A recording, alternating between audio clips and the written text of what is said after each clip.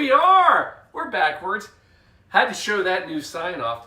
Just paying it forward. A lot of love. Check this out. Look at that. Yeah. Ha. We get stuff. It's crazy. And I'm showing it off. I'll talk about it more later. But my boys out in Owensboro, Kentucky, thank you. That is an awesome sign. And welcome to the Blue Monkey Quarantina. We've got official stuff now. Season 3, episode 34. And folks, it's National Be an Angel Day. Like every day for me, is what I'm talking about. She's shaking her head. No, it is true. I am always a pretty nice guy sometimes. Most of the time. Yeah. Most of the time. Who cares? Paul, what do we have going on? Folks, we've got the Quarantine Angel Face cocktail tonight. Folks, it's crazy. It's going to make you be an angel or something. Anyway, Blue Monkey Quarantina. Look at all this stuff. Only business, monkey business. He knows what I'm talking about. Folks, come on in. Let's go have ourselves a little bit of a cocktail. Yeah, welcome. Mars.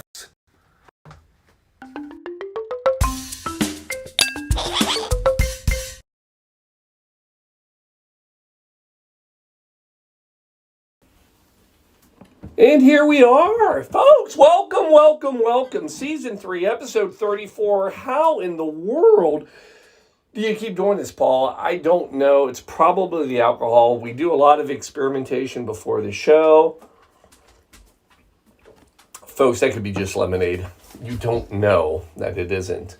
Although I don't know that I would. Mine certainly isn't. Unless you consider limoncello lemonade. We had some fun tonight. Folks, here it is though. So, it is National Be an Angel Day, and I had to come up with an angel cocktail. So I turned to my man from 1930, Harry Craddock, who wrote this fantastic cocktail book called the Savoy Cocktail Book. And in it, he has literally numerous angel cocktail recipes. We chose the angel face because it's got a little bit of history. Now, so it's 1930. So here's what you should know about Harry Craddock. He actually is in America, works at some great New York bars. Then about 1920, we have this pesky little thing called the Prohibition. So he scoots on over to London. Sorry, was that me or you? That was me. All right. So he scoots on over to London and starts working at bars and brings them a lot of great cocktails. Ends up at the Savoy bar, and that's where he creates and writes down hundreds of cocktails, including Angel Face. Now, that just tells us when it got published, but where did it come from? So there's a couple of theories. I'll give you the first one first. So the first one is, it is Prohibition. Craddock does have ties to New York. And during Prohibition, there is a gangster there known as Angel Face. And some people believe that the cocktail was kind of an ode, tribute, whatever, to the gangster Angel Face. Here's my problem with that description. It's too dark for today, because today's about being an angel, not an angel gangster. So I'm going to give you the much more upbeat, happy version, which I also believe is the correct one. And that one, we've got to go to Harry McElhone. Apparently in the 20s and 30s, Harry was a very popular name. We are now in Paris, and Harry McElhone, he created Harry's New York bar in Paris. Folks, I got to tell you, I've been drinking a little bit today. This can get very confusing very quickly because we have Harry Craddock, who was from New York, goes to London. Then we have Harry McElhone, who is from London, but opens a bar in Paris called the New York Bar. Do you see the confusion? What? Exactly. Anyway, he opens Harry's New York Bar in Paris. Oh, by the way, Harry Craddock worked at the American Bar in London, just to give you some more confusing things to remember. Anyway, many people believe that it was actually Harry McElhone who came up with this cocktail. And he came up with it on a very, very specific day. The date, July 19, 1919. Why is that day important? That is what's known as Peace Day. That is when World War I ended. No, Paul, that's not right. That's not the right day. Treaty of Versailles. Yes, I know. The Treaty of Versailles was signed in June of 1919. The problem is that not every city celebrated the end of World War I on that day. Cities like, Paris celebrated on July 19th, 1919, and Harry Macalone made this drink, it is believed, Angel's Face, to celebrate the new peace. And that's what we're going with tonight, because that's a happy thought. Now, let's talk about a drink. What do we got? Well, tonight it's all about brandy. And I'm not talking about pop star Brandy from the 90s. Remember her? Wow. Whoa. That's a throwback. You managed to remember that name? So let me give you one crazier thing that I remembered.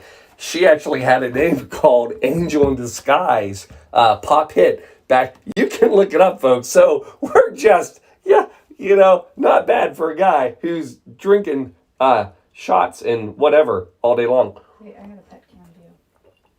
Oh, no. Yep, it doesn't work when it's on your, you can turn it.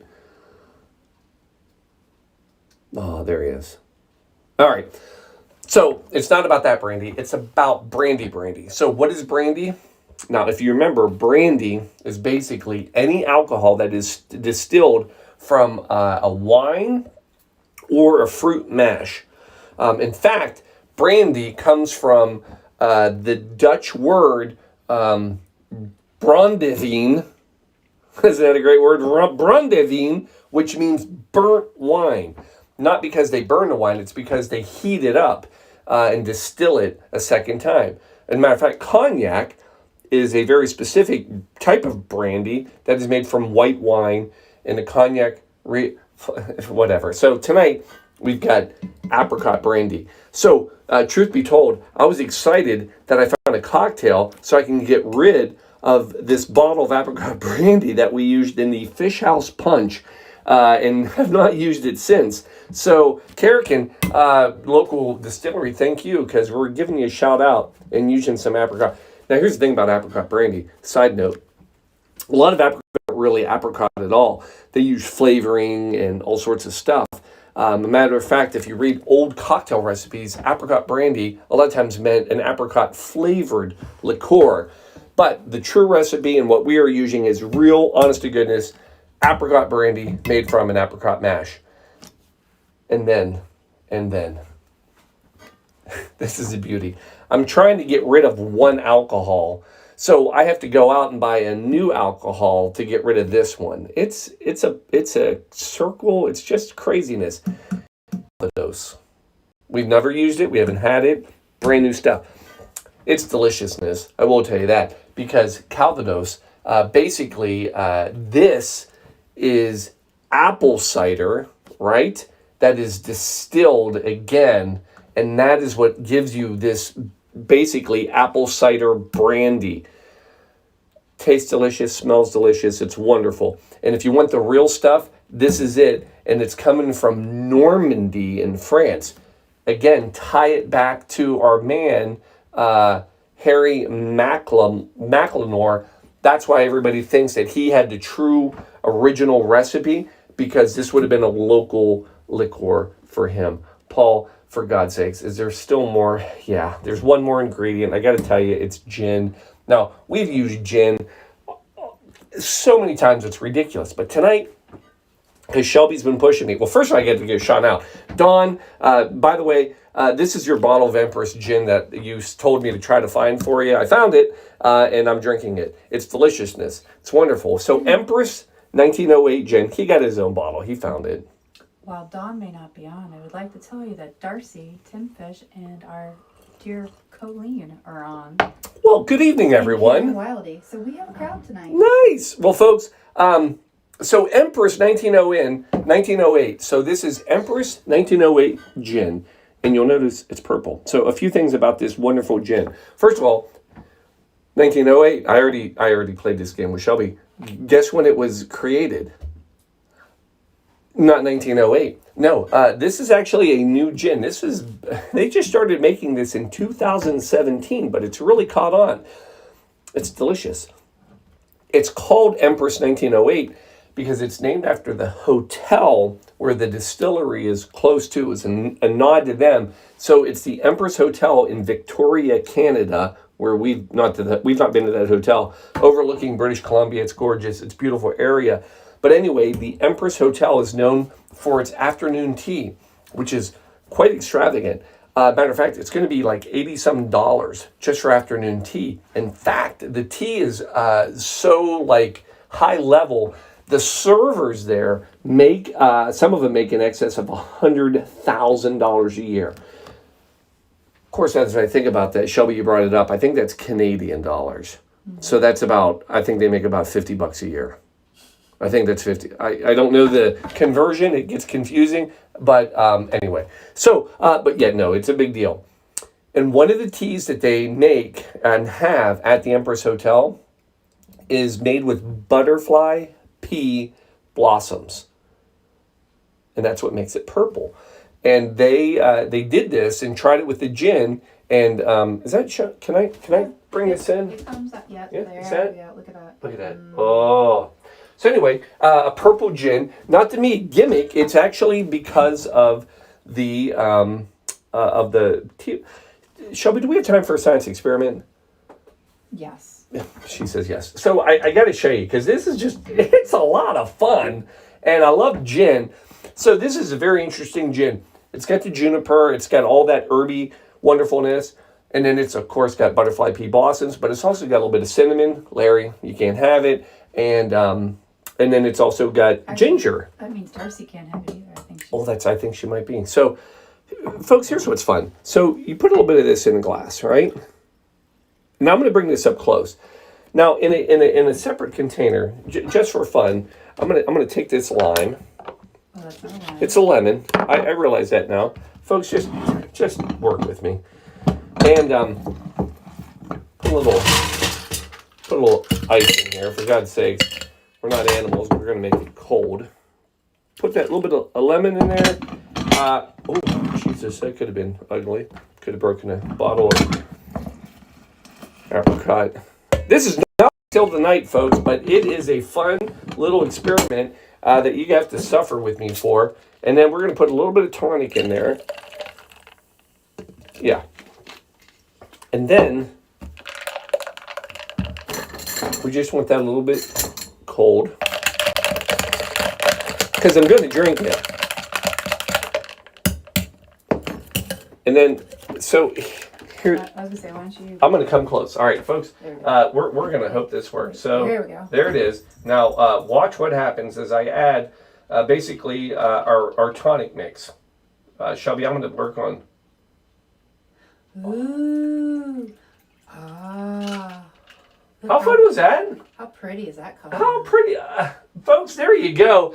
So, science. No special effects here. No special effects. No. Because we're not that fancy. And one heck of a... Oh, that's a great gin and tonic. Yeah. What you witnessed, my friends, is a little thing called anthocyanins. So anthocyanins is a molecule that's located or lives, whatever. I don't know what molecules do. They just kind of chill. Anyway, they're inside the butterfly pea blossoms, and they are affected by pH balance. So while they are in here, they are in a neutral state. But if you add an acid, they would change that lovely violet. For God's sakes, Paul, does that have anything to do with the drink tonight? It does not. But it's cool looking. But it is cool as crap. So now, let's make the drink. For God's sakes, Paul, is there a drink tonight? Yes. And actually, folks, it is an easy drink. So you have this evening 1 ounce of gin. It's all equal parts. So 1 ounce of gin. So there's one, and then of course 1 for Shelby. Then we're coming in with the apricot brandy. 1 ounce. And 1 for Shelby. And then lastly, our beautiful Calvados. And aptly deliciousness. Love that. I love the gurgle of a new bottle. Then there it is. Folks, I will tell you this. if you're looking for a mild, easy sip and drink, this may not be your drink. This is pretty high level. This is nothing but alcohol. There is nothing else. It's equal parts of gin, Calvados, and apricot brandy. Now, give it a shake. Now, everybody agrees. You want to kind of overshake this. Typically, without any fruit juice, you would not shake it. You would stir it. Here's the problem. You need the dilution of that water. If not, it'll kill you. You want to give it about a 15-second shake. Smiling. You want to chill it well, but you want to dilute it a little bit. Get some water in there. Then, after you get a good shake, you're going to come back in. And for God's sakes, Paul, I know you're not going to forget to put the emergency in. Of course not. Emergency. Folks, yeah. So Calvados, that was 1500s is when Calvados was originally made. So the bottle says. Emergency, 1400s. Yeah, way ahead. Yeah, emergency. Distilled from, I don't know, oranges? Anyway, a little sprinkle of that. Come back in. One final shake.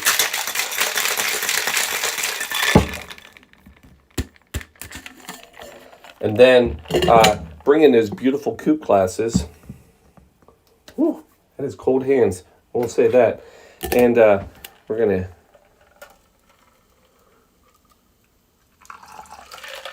Ooh. I can smell the apple. You know, I can too. It's got a hit of apple right out of the... Which is pretty amazing. Because there it is. And then, folks, don't... It's cloudy purple. It is. It's a cloudy, hazy purple. Purple haze. Purple haze. Purple haze. Purple haze. And then we're going to...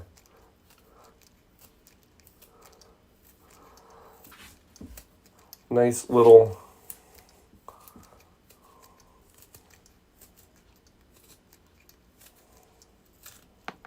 There's one. And then...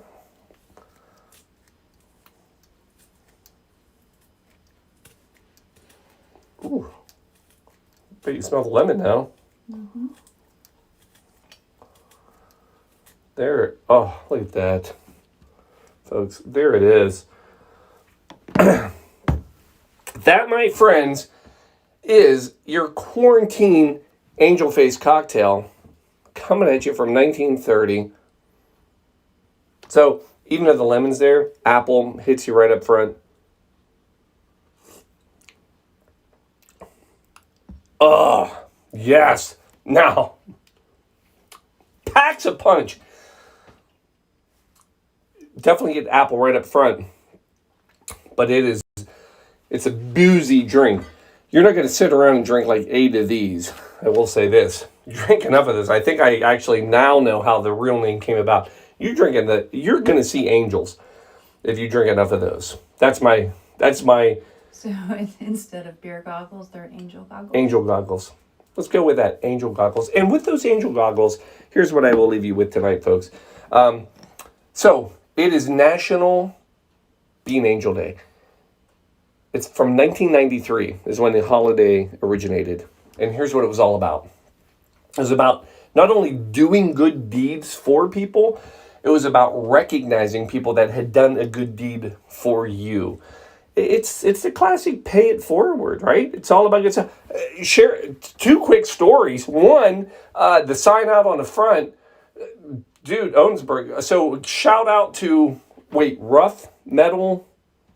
Is that right? Rough Ridge Metal out of Kentucky. I'm gonna link you. That sign's awesome. Owensboro, Billy, John, you guys are awesome. Thank you. So today I had to stop at lunch. Had Max, anyway, longer story that doesn't need to be told, but I will say this. We're walking into the restaurant, all right? And sure enough, the boss ends up being our waiter. We didn't know that, but of course he's coming up and he's a little slower, and I hold the door, and he's like, oh, you didn't have to do that. I said, oh my gosh, come on in, so I hold the door, he goes in. We have our lunch. when lunch is over, he brings us a little dessert for the table. He said, thank you. And I said, you made our day. He said, you made my day. Folks, that's what I'm talking about right here. Give it up. Here's a cheers. Chink. Chink. Oh, Shelby, you didn't even... Here, let's do one together here. On camera, ready? Whoop. Give that a try. Go easy. Saw that apple? Mm-hmm.